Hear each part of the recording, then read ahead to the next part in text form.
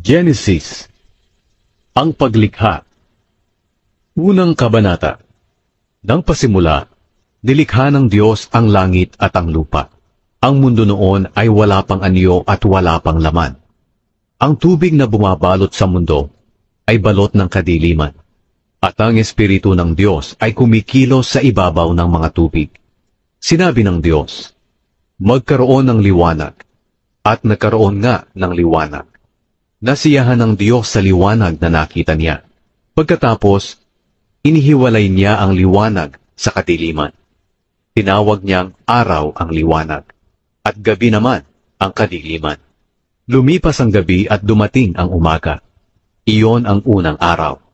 Pagkatapos, sinabi ng Diyos, magkaroon ng pagitan na maghihiwalay sa tubig sa dalawang bahagi, at nagkaroon nga ng pagitan na naghihiwalay sa tubig sa itaas at sa tubig sa ibaba. Ang pagitang ito'y tinawag ng Diyos na kalawakan. Lumipas ang gabi at dumating ang umaga. Iyon ang ikalawang araw. Pagkatapos sinabi ng Diyos, magsama sa isang lugar ang tubig sa mundo para lumitaw ang tuyong bahagi. At iyon nga ang nangyari. Tinawag niyang lupa ang tuyong lugar, at dagat naman ang nagsamang tubig. Nasiyahan ng Diyos sa nakita niya. Pagkatapos sinabi ng Diyos, magsitubo sa lupa ang lahat ng uri ng halaman, ang mga tanim na nagbubunga ng butid, at ang mga punong kahoy na namumunga ayon sa kani-kanilang uri, at iyon nga ang nangyari.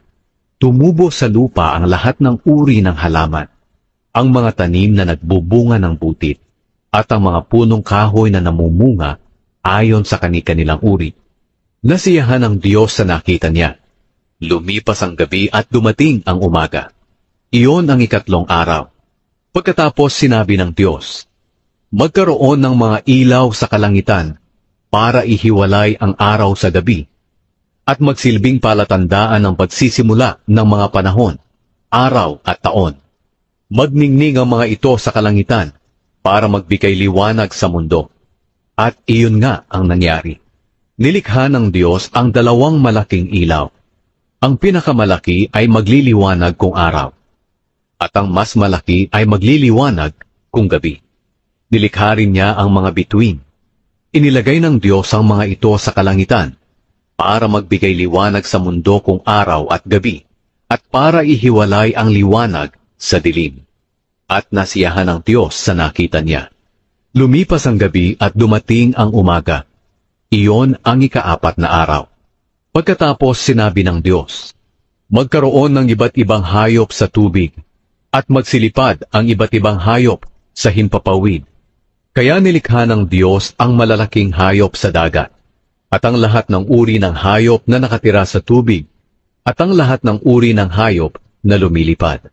Nasiyahan ng Diyos sa nakita niya, at binasbasan niya ang mga ito. Sinabi niya, magpakarami kayo, kayong mga hayop sa tubig, at mga hayop na lumilipad. Lumipas ang gabi, at dumating ang umaga. Iyon ang ikalimang araw. Pagkatapos sinabi ng Diyos, magkaroon ng iba't ibang uri ng hayop sa lupa, mga hayop na maamo at mailap, malalaki at maliliit. At iyon nga ang nangyari. Nilikha ng Diyos ang lahat ng ito at nasiyahan siya sa nakita niya. Pagkatapos sinabi ng Diyos, likhain natin ang tao ayon sa ating wangis. Sila ang mamamahala sa lahat ng uri ng hayop, mga lumalangoy, lumilipad, lumalakad at gumagapang. Kaya nilikha ng Diyos ang tao, lalaki at babae, ayon sa wangis niya. Binasbasan niya sila at sinabi, magpakarami kayo para mangalat ang mga lahi ninyo at mamahala sa buong mundo, at pamahalaan ninyo ang lahat ng hayop. Pagkatapos sinabi ng Diyos, ibinibigay ko sa inyo ang mga tanim na namumunga ng butid, pati ang mga punong kahoy na namumunga para inyong kainin. At ibinibigay ko sa lahat ng hayop ang lahat ng luntiang halaman bilang pagkain nila. At iyon nga ang nangyari. Pinagmasdan ng Diyos ang lahat niyang nilikha, at lubos siyang nasiyahan. Lumipas ang gabi at dumating ang umaga. Iyon ang ika-6 na araw. Natapos likhain ng Diyos ang kalangitan, ang mundo at ang lahat ng naroon. Natapos niya ito sa loob ng 6 na araw at nagpahinga siya sa ikapitong araw. Binasbasan niya ang ikapitong araw at itinuring na di pangkaraniwang araw. Dahil sa araw na ito, nagpahinga siya nang matapos niyang likhain ang lahat. Ito ang salaysay tungkol sa paglikha ng Diyos sa kalangitan at sa mundo.